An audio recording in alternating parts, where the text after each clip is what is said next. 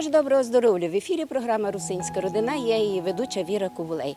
Позирайте, яку мав красну книжку у руках. Це руснацькі фіглі і тости, які удав Йосип Ганич. Ну, та низькі ми прийшли до нього в гості.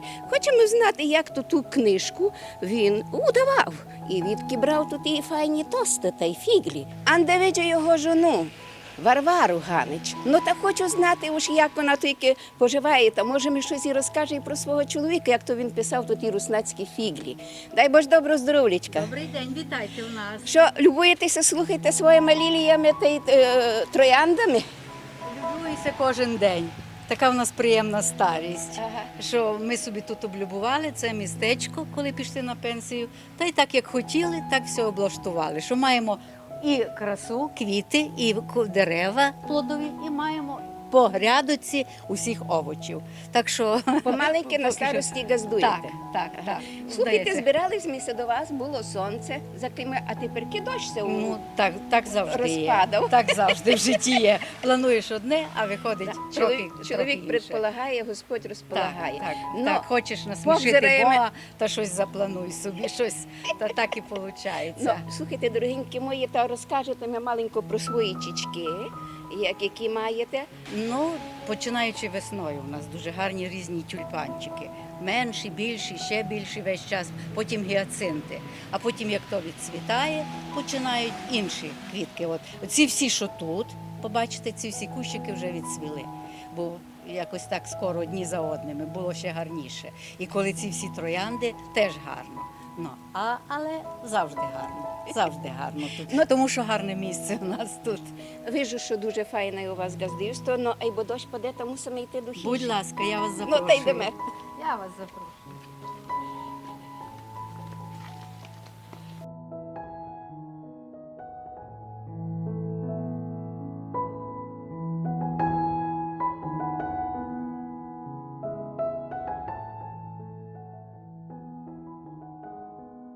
Йосипа та Варвару Ганичів об'єднала навшиткою життя любов до книжок.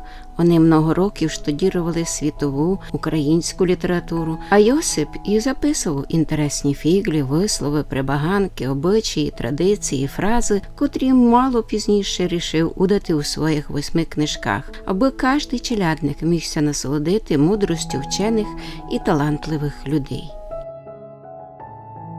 І очистований Йосипку, слухайте, я думала, що у вас мало книжок, а у вас тільки цілий стіл повний з книжок. Там є про що поприказувати. Ну, та інтересно мені знати, уж які книжки у вас були перші. Ну, той час я був головою в Перечині, і я вирішив, що якось потрібно залишити слід за собою. І я вирішив, що добре було б написати книгу про історію Перечина, оскільки такої книги ще не було. А ви ще що, родили у Перечині? Так. У самому Перечині? Так. Ага. І кількості років там прожили? Та, мабуть, 60. 60 років. Ай? Які основні сте вопроси там висвітлили? Оскільки то книга носила такий історичний напрямок, так я намагався знайти літературу, яка б іспокон віків, скільки було згадок про Перечин, щоб ці, як кажуть, моменти попали в книгу. По-перше. По-друге, я залучив до тої книги ще інших авторів, щоб книга була багатшою, щоб вона була ціннішою. Всі товариші, які працювали зі мною, то були ще двоє, вони мали свої теми окремі. Так що один із них радянський період. Ну, в общем, так. То наша історія. Так. Інтересно мені знати, слухайте, як то почав писати ваш чоловік? За Перечин він хотів, а потім якось у нього пішло саме. А я його з тим зупиняю. Я кажу, ти більше читай. У нас він купляв книги на підписні всякі в магазині у Перечині, там його знали продавці. Ну і він потім уже став коли більше читати. Він приносить книги, я зразу читаю. Він приносить, я читаю. А потім вже й він почав, але він не просто читає, він з кожної книги щось виписує краще, виписує.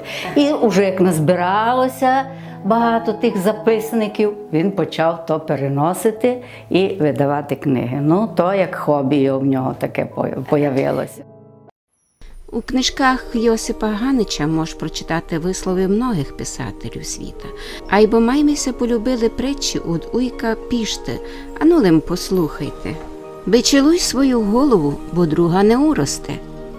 Брехати не фейсов махати. Більше всього у життя беруть роки. Великі гроші смерть, малі біда. Кілько жабу не корми, а вона все здавить. Не вшиткі розумів єдні в голові сидять. Підлоє дерево не вирубуй, а викорчовуй. Пуста бочка гучить, а повна мовчить.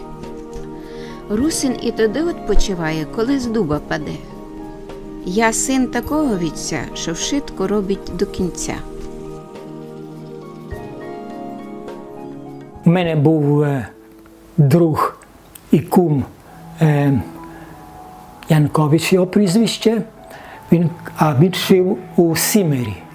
Каже, Йосип, чи не міг би написати книгу про Сімер? То красне село. І таким чином я почав працювати над книгою про Сімер. Ну, а далі мій вік вже наближався до пенсії. І в молодості я грав в футбол. І вроді би непогано грав в футбол, а потім вже на пенсії перейшов до такого інтелектуального виду спорту. І я зайнявся шашками, а шашкісти говорять мені, ти написав там якісь книжки, не міг би написати книгу про шашки? Адже такої книги про шашки на Закарпатті нема. І таким чином тут є книга «Шашки на Закарпатті». Я довго досить працював. Там у книзі, що є, тут є люди, котрі добре бавили у шашки? Так, саме так. І вона тому попала у книгу рекордів Закарпаття, що там 109 біографій шашкістів. Представте собі, скільки то треба було працювати із людьми, щоб написати. Ви родилися в Перечині. Так. Думаю, не забули сте свій отцівський і материнський язик. Так? Так. Та тому сте удали руснацький фіглі тости? Саме так, пані, саме так. Ну, а повічте мені то фіглярською, від кого сте взяли? Це до мамки, це днянька? Скоріше від батька. Батько був такий русин, та всі там по-русинськи говорили.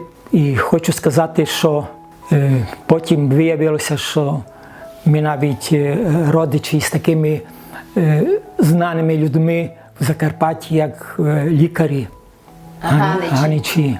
То дуже професіонали високого гатунку. Ага. Ну, а інтересно от про ці руснацькі фіглі. Розкажете мені хоч пару фіглів, помните якісь? По своїй природі я любив юмор, і я починав із гумору. Я тоді, коли працював у Перчині, мав я першого «Жигуля». І коли я їхав на «Жигулю» на початок Перечина, мені під колесо попала курка. На поливку було? Курка попала під колесо. Ну що було робити? Я встав з машини, подивився навколо. Вроді би господаря не видно. Та я курку кинув в багажник. Дивлюся, із-за черешні виглядає газда та каже мені, слухайте, каже, ви її не в шпиталь везете? Така була історія. З життя, так? Та з тої фігліся почалася вся книжка «Руснацькі фіглі тости». Та якось так почав я їх збирати, ці фіглі, і мені підказали, що фіглі вони мають більшу вагу, якщо вони на місцевому діалекті. Ну. По-руснацьки. По-руснацьки. Монолог старого русина. Спершу Бог сотворив землю, відпочив, потім сотворив чоловіка, відпочив, потім сотворив жінку, більше ані Бог, ані чоловік не відпочивали. Синку, підешся ліжувати, коли принесеш із школи файну оцінку. А, тоді вже й снігу не буде. Учителька заходить із навщевою до свого ученика, що не прийшов до школи. Йой, пані вчителько, якраз перед вашим приходом гарячка у дня удойшла. Я знав, ми ся виділи на Гарадичах. Мамко, мож я попозерав у телевізор? Гей, лим не включай. Інтересно, як то ви зі свою Варвару встріли? Ну, мене так вийшло, що я поступив на хімічний факультет, і жіночка теж поступила на хімічний факультет. І ми там були і в одній групі, в одному факультеті. Ну, полюбилася. А й не припозиралися Да, до неї? да. Ну, Було час 5 років припозирати. І так виглядає, що не помилився. Не завжди ми зустрічалися із ним. Я жила в гуртожитку, він доїжджав з Перечина, але якщо з іншими хлопцями, з однокурсниками, то я мала змогу потім порівняти, як він ухажував, як він відноситься і як тут і хлопці. Ну, А інтересно, як він тоді ухажував за вами? Дуже гарно, як дорослий. Він тут біля хімічного факультету жила така стара жінка, у якої були квіти. Зимою лише в неї були якісь квіти. І от він був постійно у неї клієнт. І приходив до мене і все з квітками, і все з квітками. Ну, то мені приємно було в гуртожитку, що такий трохи старший і так ухажує. Ну, то і пішло. А потім поїхали в Донецьк на практику після 4-го курсу. Дуже у нас хороші згадки про Донецьк, як до нас там відносилися до всіх. А після того вже ми потім вирішили, що одружимося на 5-му курсі. Аж на 5-му курсі. Ну, частина Варвара, слухайте, тільки ваше, я вижу, газдівство. Ну, та кавель робите, це що там у вас? Та так. Можна каву, можна і до кави. Ага. А там тихонці що маєте?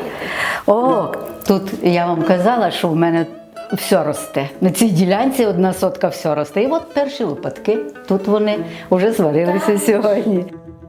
Із русинської літератури Йосип Ганич записав у Брунзеї Наташі про подбивану пасулю. Ану, слухайте. Наші бабки і прабабки уросли на сів їді, доїдали ще й обстатки, в горницьове що на дні. У подбиваний пасулі вшиткою для сили нам, скипков хліба і цибулі, ще й венця в днів, десь 100 грам. На сметанці сяв подбивать, вбила загусла вся їда, ще й кіт шовдаря убивать, фіном буде сербаня.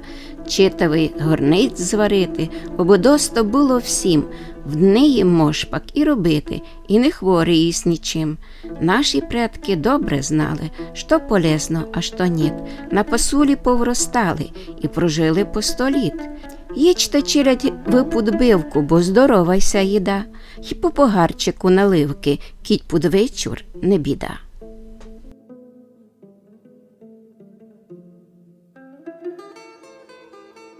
А що найбільше в ній ціните?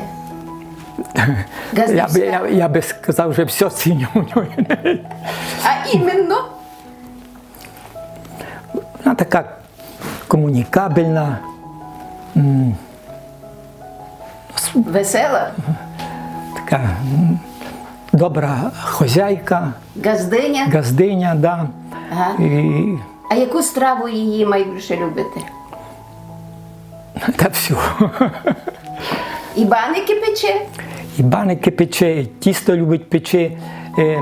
На цю тему ви правильно підмітила, пані Віра, що мені кажеться, що така справжня жінка повинна і пекти, і гарно і варити, і закладувати. Вона то все вміє. А яку страву найбільше любить ваш чоловік? Він усе любить. Він усе любить, і ще мені було хорошо тим, що він дуже цінив мій труд. Якщо я для нього щось старалася чи для дітей, а він тут дуже дякував, дуже благодарив. Дуже, може було щось і не смачно. Ну він каже, дуже смачно, ну дуже.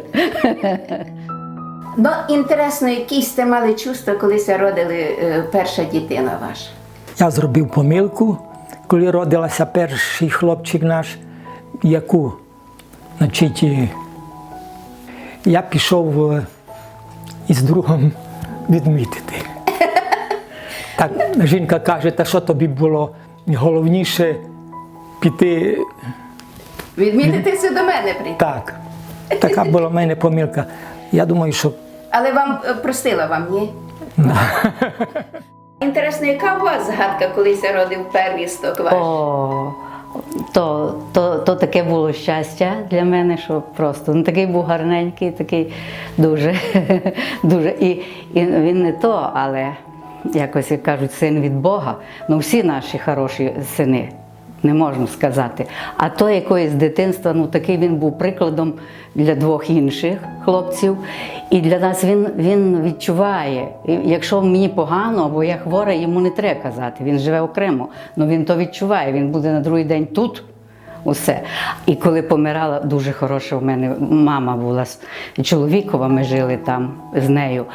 І коли вона помирала, та лишала хлопців малих на нього. Не на тато і мама вічно зайняті, Віталік лишають тих хлопців на тебе. І так він на 3 роки старший від них, і так він їх і доглядав. Хороший. А Варвара відки буде? з Мукачева. З Мукачева. Ага, то файний район. Там газдівські жони. Слухайте. Ну, та кілько дітей маєте? Маю 3 хлопців, бо в мене були 2 близнята. Ага. Ага. Ну, то Богу дякувати, і внуки маєте. Знав, що цю книжку ваш внук ушарував?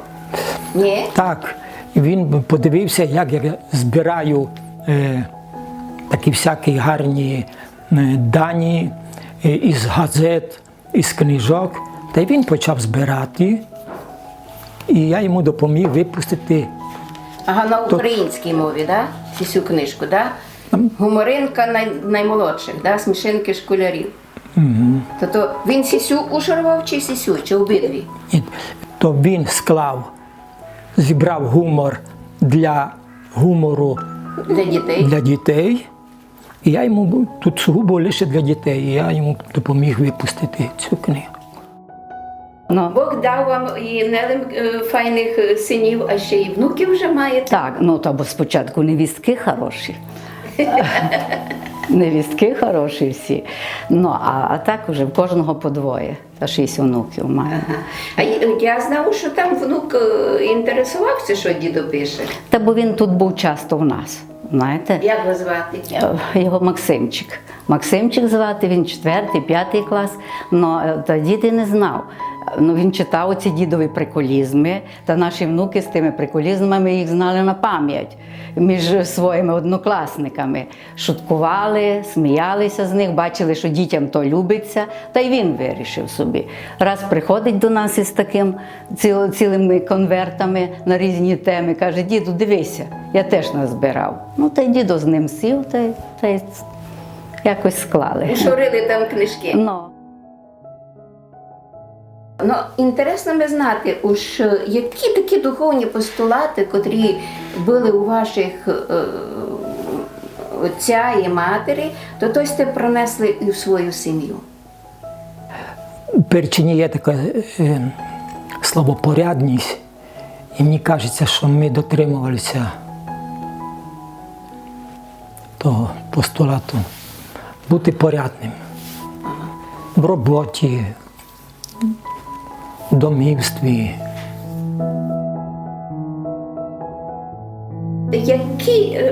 постулати ви привнесли у свою сім'ю із своєї, бо ви сама з Мукачева? Я з Мукачева, так, але я, крім того, що я викладала хімію 40 років, 20 років з них була заучем, і весь час переді мною були учні, які щось наробили, щось сталося на роботі. І я приходила додому, сюди всі, і давай. Щоб чоловік був зайнятий більше на роботі, а я більше із синами своїми. І от то, що я весь час із учнями і весь час спілкувалася, мені здається, що то хорошо перенеслося на наших синів. Не секрет, що много є фіглярних ідентифікацій Закарпаття. Анулем послухайте одну, яку записав Йосип Ганич від Марії Данканич. Ви настоящий закарпатець, і вас можу впознати хоч де в світі. Кіть, ви говорите цим неповторним, унікальним русинським язиком. Вас щось зазвідують, а ведь вас у чомусь переконують, а ви уповісте, годно бити. У вас дорога машина, ви маєте гроші. Ну, на базарі і так се токмете, бо така традиція.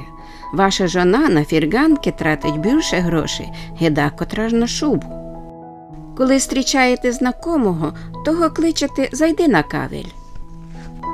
Як би довго не сиділи у вас гості, колися вони збирають іти гет, ви їм кажете «деся пилуєте, посидіть іще». Як би тяжко не стояли ваші фінансові діла, но кидь у вас гостина, все має бути на вищому уровні, із черленов і кров, кілько ікри значення немає. Ви перепробували вшитки делікатеси на світі і поняли, уж домашній шоудар майсмачний. Ви все вкладаєте в хижу, бо була парадна, а на себе кіця встане. Мало говорите в діалозі, но много подрозуміваєте.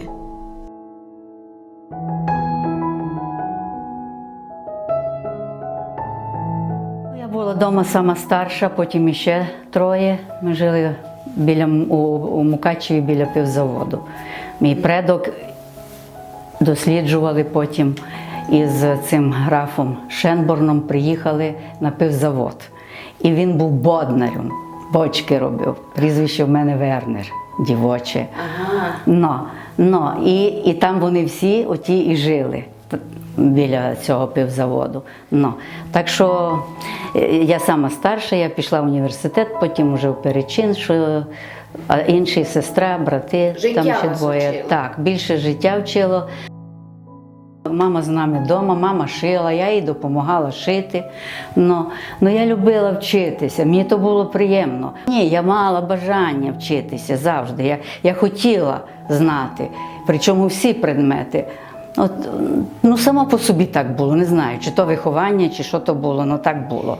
І не треба мені було казати, я виділа, то стиральних не було, як мама намучила, стільки того всього і на тій райбатці треба було. Я думаю, Боже, мама кудись пішла, давай і я трохи їй поможу, або ще щось так зробити, або мама шиє, уночі шиє плаття жінкам, а я все ручну роботу зроблю, щоб їй щось допомагати. Так було. Отець і мати своїм прикладом вчили, як треба жити. Так. Як треба цінити. Прожили сте красне життя зі своїм чоловіком. У чому секрет того? У нас були завжди хороші друзі. Така хороша компанія була в нас в Перечині. Ми збиралися наприклад, чи виписували «Огоньок» журнал, чи виписували якісь книги, і одного автора беремо і всі читаємо. А тоді ми сходимося, наші діти то бачили, при них то було. І тоді ми то обговорюємо, що нам сподобалося, що нам не сподобалося. То всі молоді роки ми встигали так. А літом потім на природу, там з дітьми, завжди з дітьми, щоб вони бачили, як ми себе ведемо у сім'ї, як із друзями. Навіть наші хлопці знали казати, я теж таких кумовей хочу, як у вас, щоб у нас все життя друзі були. І таких мають, як ми маємо, і дотепер дружимо, так і вони мають. Файну родину сотворили Йосип та Варвара Ганичі, і вже майже 50 років вони йдуть в'єдно по житті, а помогли їм усьому любов, мудрость, терпіння і желання сотворити добро і красу. І на їм усьому помагать Господь.